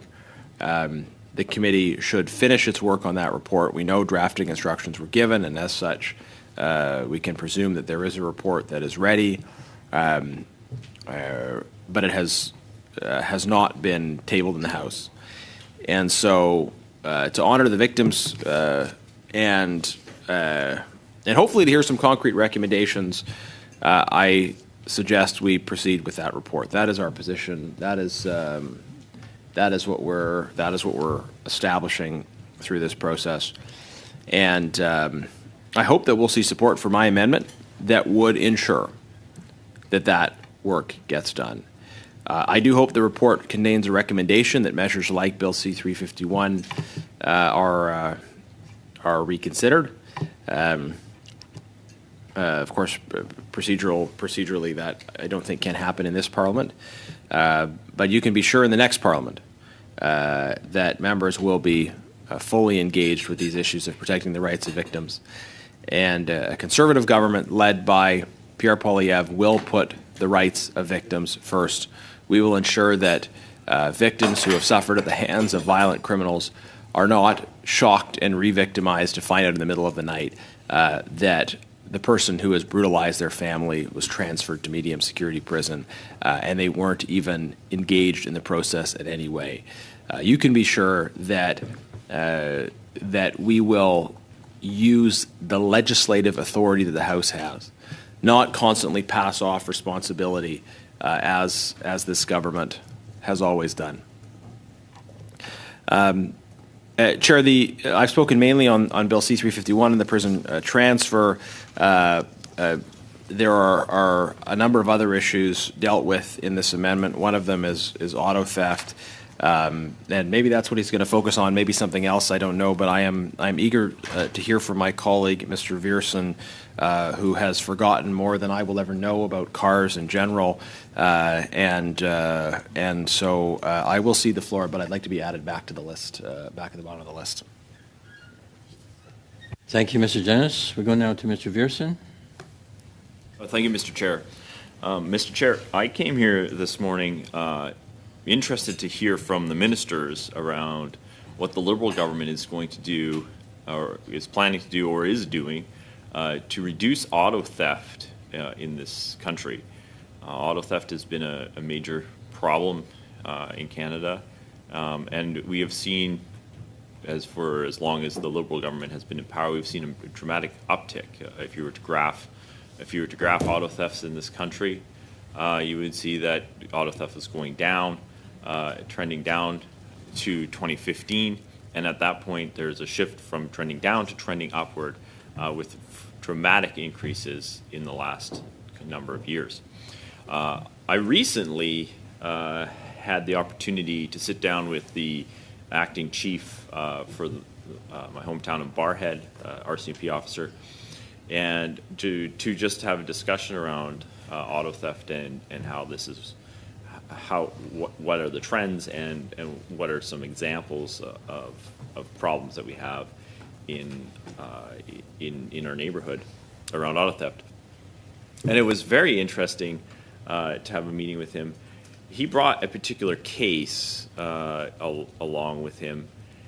He said that this individual had likely stolen 15 cars in the last 10 years and had been charged 148 times, had been convicted 43 times, and had had the remainder of those charges basically dropped or pled out. He complained about the fact that this was a revolving door, And he also noted that the bail system was completely broken and was causing a dramatic amount of.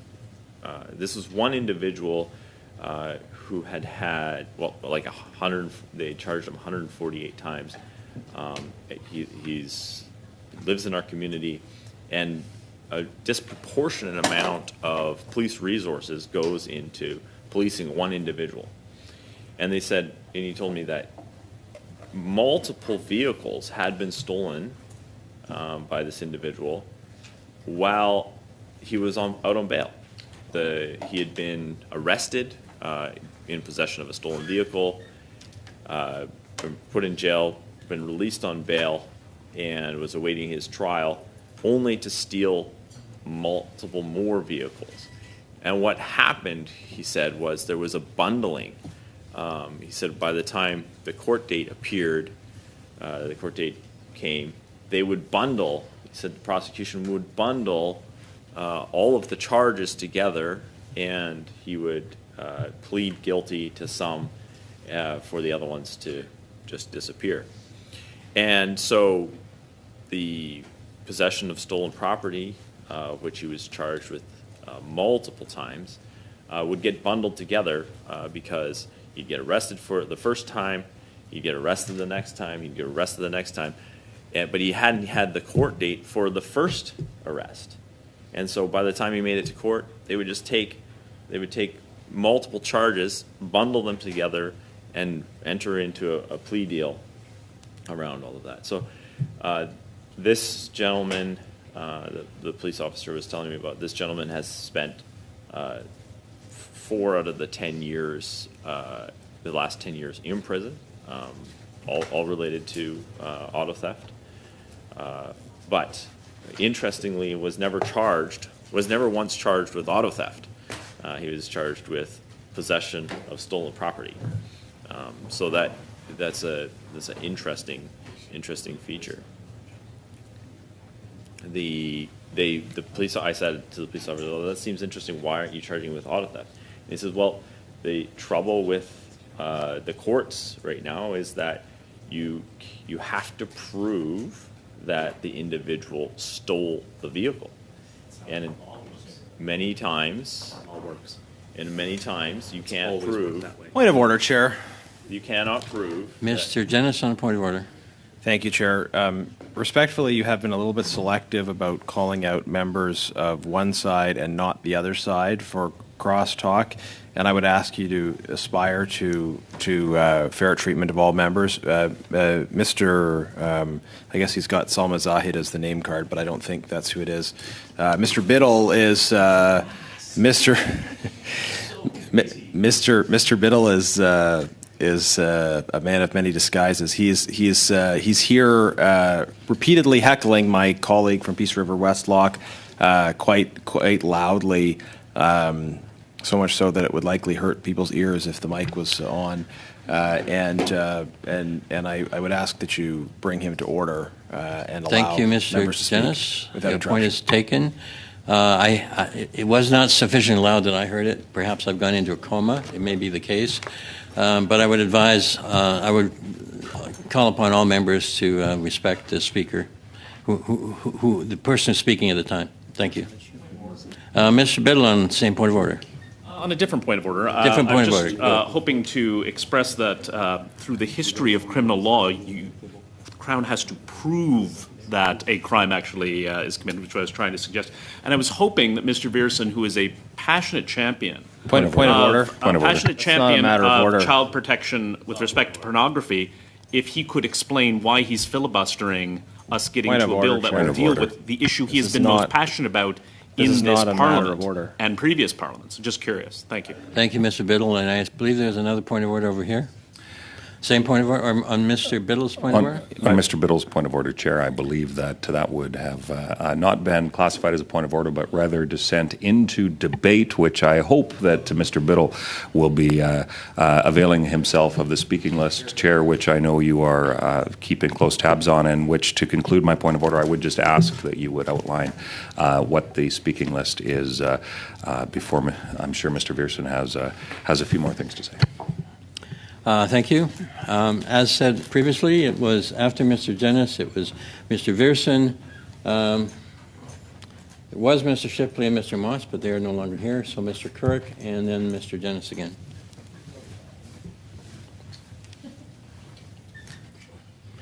Mr. Viersen, please carry on. Well, thank you, Mr. Chair. So, as I was saying, the police officer was telling me about the fact that it is the courts have made it increasingly difficult to prove that somebody has stolen the car. So he said, in all of these cases, the individual was found driving a stolen vehicle and was charged with being in possession of stolen property. There was no doubt in the police officer's mind that this individual had in fact stolen the vehicle. However, the individual was never charged with stealing a vehicle because the way that the court system, I was informed by the police officer, the way the court system works is that the being in possession of the car that is stolen does not prove the fact that you stole the car. Nonetheless, very often there is video evidence of this, but that, again, the police officer said that was difficult to use in court. And so there's probably a number of things that the minister could do to make sure that this type of thing could happen. I have had many constituents reach out to me over stolen vehicles. I had the business owner who owns a business right across the street from my constituency office. He had a Nissan Armada. Now, a Nissan Armada is quite a rare vehicle in Canada, a very rare vehicle in northern Alberta, and he also had aftermarket wheels on that Nissan Armada, which made it an even more unique vehicle. There's likely very few in our county, in my hometown. I don't know of another Nissan Armada, and the fact that he put aftermarket wheels on it makes it very identifiable. That vehicle was stolen. Folks broke into his house, stole the keys off the kitchen counter, went in his garage and stole both of his vehicles out of his garage. He subsequently found that Nissan Armada on Kijiji that looked like his and had the same wheels, the same aftermarket wheels that he had. And he approached the police to say, "Hey, I found my Nissan Armada on the internet here for sale. Could you go and retrieve it?" He was told that they did not have the resources to do that, and that he should just deal with his insurance company to get a new Nissan Armada. So these are the stories that we have to deal with. The other thing I would point out is just around the security systems, and so it's fascinating to think in Alberta the number one vehicle stolen is a Ford pickup, and an interesting thing about that is that I think it's up till about 2006, the Ford pickups, the diesel pickups anyways, they did not have an immobilizer system on them from factory. So they get stolen a lot more because they don't have that immobilizer system on them. As well as the what is termed the second gen Cummins pickups. Also, many of them do not have what's called the SKIM program on them. SKIM key or Sentry Key Immobilizer is what I think the SKIM stands for. And And so those vehicles are stolen more often. Now, in Northern Alberta, auto theft, it looks different than it does in Toronto or Montreal, given the fact that most often auto theft happens in our neighborhood in conducting other crime. Folks steal a vehicle to then go and steal steal fuel, steal copper, steal batteries, all these kinds of things. Often when these vehicles are retrieved, they're either burnt on a side road somewhere, or they're found run out of fuel. And many times, if they're found with the folks in them, they'll often arrest the person, and there will be batteries and copper and fuel in the box of the pickup as well. I also have experienced in our hometown a Ford 1-ton pickup was stolen, and they backed it through the front window of the jewelry store, and made off with several $1,000s worth of jewelry. And so the vehicles that are being stolen are being used in the commission of other crimes. All of this goes back to, though, the fact that the 2017 the Liberals changed the bail system, and that has led to a crime wave across Northern Alberta. And like I pointed out earlier, the one individual that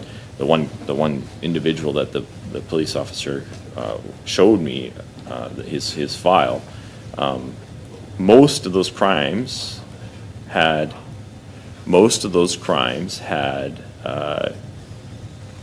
been committed while the individual is out on bail. I am being heckled from across the way about this being confidential. No, it's not confidential.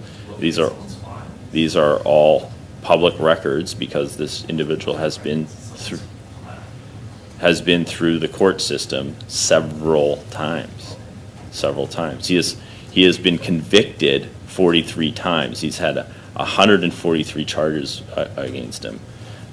These are all publicly available documents. The newspaper has repeatedly reported on this individual and the crime waves that ensue when this individual is back out on the streets, back out on bail. And the frustration that the RCMP feel when they basically catch these guys red-handed in the possession of stolen vehicles, stolen batteries, stolen copper, stolen fuel, and they say it's just very difficult to prove a lot of this stuff. Fuel doesn't come with a great identifier. Gasoline looks like gasoline, regardless of where you got it from. And they are like, we know it is stolen, but it is difficult to prove. Now, I'm hearing from across the way that they say, well, there's a burden of proof and things like that. Yes, there is no doubt about that. But my question is are the Liberals standing here today to defend criminals, or are they here to be concerned about the victims? And I think that's fundamentally the difference between Conservatives and Liberals. Conservatives are concerned about the victims of crime. We work hard to ensure that crime is brought to justice. We are concerned that we want to mitigate the impacts of crime. We want to mitigate. We want to ensure that folks that work extremely hard to pay for food and fuel and housing themselves and their vehicles, that they can enjoy those things, that they work very hard to make the money in order to pay for them. I have a constituent who his fuel card was stolen out of one of his trucks while he was away on holidays for 10 days, and by the time he came back, $25,000 worth of fuel was stolen from his card lock. that fuel is, they have a pretty good idea of who stole it, and yet the fuel is long gone, and there is no ability for the police to say to arrest the folks. Now, the Liberal from across the way is saying, well, you're going to have to prove that. Well, that is what I am saying is we can change the law to make sure that the ability for the police to prove these things, the threshold for these things, could be reduced. We could make changes around thresholds for video evidence to be submitted to the. In many cases, in most of these cases, there is clear video evidence of folks stealing this. It's so blatant. It's so blatant, and in many cases, we get a conviction of the individual that I was mentioning off the top was convicted 43 times. The challenge is that in between, same with the fellow that stole the $25,000 worth of fuel. He was eventually arrested and convicted on another series of crimes, and he went to jail. But he was back out on bail, committing more crime in the interim. He got arrested. He was released the next day. Committed in the intervening months, committed several more crimes, and then by the time he was put in jail, he had been charged and committed more crimes, and though again was bundled together, pled guilty, and we see this like ongoing. Now, the police get very frustrated with these individuals because they see they are not at all concerned about the ramifications of the justice system. The police work very hard. The police spend a lot of resources to arrest these guys, to build a case, and only to see the bulk of the work get bundled and the pled out when they've built cases for 143 charges or 148 charges, and he gets convicted of 43 charges, and the rest were dropped due to pleading out. That is fundamentally the problem. We need to make sure that these guys are being reformed. We need to make sure that they're brought to justice. There needs to be punishment for the crime, and then there needs to be reformation so that they are not just being released back out on the street in order to continue their life of crime. And that has been the revolving door that our communities are extremely frustrated about, the police are extremely frustrated about, and that the Liberals are fundamentally responsible for. They are the government of the land. They are responsible for legislating. They are responsible for judge appointments. They are responsible for funding the court system. They're responsible for all of these things. So,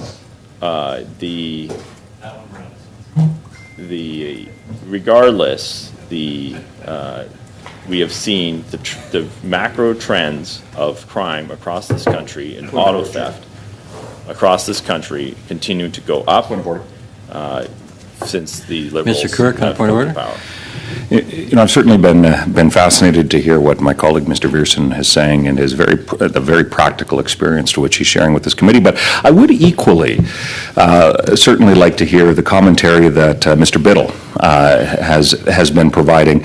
Unfortunately, it's in the form of heckling, so it won't make it on the record because I'm sure him and his constituents and many Canadians would love to know his thoughts on this matter and so many others. So, Chair, I would ask that, as was referenced before, just the fair application of the conversations that are not supposed to go on across the table, and notably for what Mr. Biddle has been suggesting, because I have a suspicion that and I won't get into the place of debate here, but certainly his constituents, I'm sure, would love to hear the context to which he has been heckling across the table, and interestingly is doing so at the same time while I'm speaking to you, Mr. Chair. So that fair application of the rules, I would hope, is a guiding principle for all members of this committee.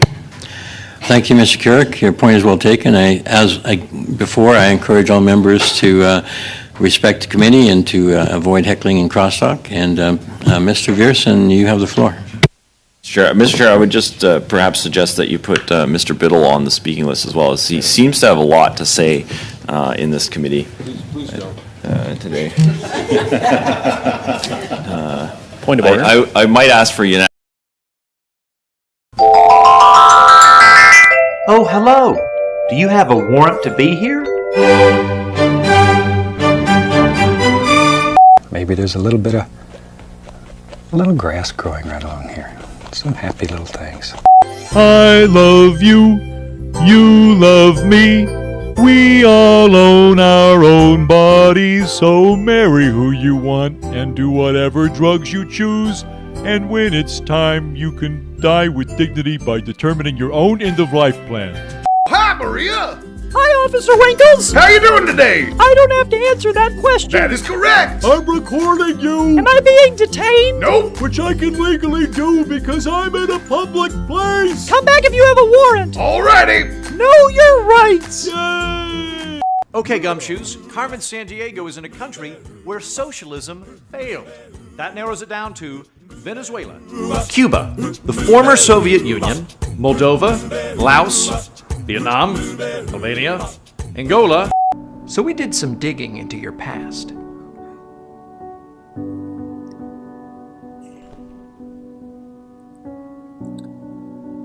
Oh, the suspense is killing me! But we still haven't solved the case, Holmes. Why is marijuana a Schedule I drug? Elementary, my dear Watson. Nixon and racism. What? You okay? I don't know. Hey man, it's alright. It's alright. We've got qualified immunity. Qualified immunity. It's not for you, it's just for me. I shot your dog. I shot your wife. I get to go on with my life. My favorite part is where the character says, I do not want green eggs and ham. And then Sam I Am says, that's fine. You don't have to eat them. That's your right. The end. It's a short book. Here we see one of the last taxicab monopolies struggling for life. Competitors have entered their ecosystem. Do you know what eminent domain abuse is? It's when the government decides the neighborhood of make-believe is better used by a Taiwanese LCD manufacturer. Today we have a real senator. Hello, Senator. How are you doing? What is your favorite color? I would have to say blue. Me too. Tell me, why did you sell all your stock right before the crash? I mean, it's literally just the tragedy of the commons, but they made it cute. And that sound means we're in international waters. I'm gonna marry a robot and sell my kidney on eBay. My dearest Rowena, today the district attorney filed criminal charges against a two-door sedan. Carmen Sandiego is hiding in a country that contains an American military base. Is she in Australia, Bahrain, Belgium, Brazil, Bulgaria, the British Indian Ocean Territory, Cuba, Germany, Djibouti? Menace. Circle, square, rectangle, war factory. All right, Jack, where is your gay wedding cake? I refuse to bake a gay wedding cake, and you can't force me to. It's my right. That is your right, but it is my right to kick you off of this show. Please leave. Yep. You homophobic, bearded meat goblin. I just want enough to warm it up some. I don't want to set it on fire. It's very easy to set it on fire. Well, today on This Old House, we're at the city zoning office because they think our new porch is 2 inches too close to the sidewalk, which is f***ing bullshit because their sidewalk is too far away from the street which they'd know about if they'd read any of the emails I'd sent them over the past 18 months. So join us as we waste our whole f***ing day on the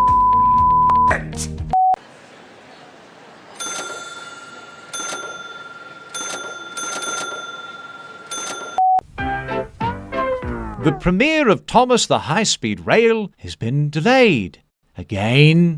And at the 10 Bitcoin level, you receive a handsome tote bag. Quack! Good one! Quiet! Very good! Queen! What else starts with the letter Q? Space lasers. Oh! John Podesta and Hillary Clinton had an email exchange about hot dogs. Where do we get these puppets? It's a beautiful day in the neighborhood, and you have a right to defend your house with firearms. With firearms.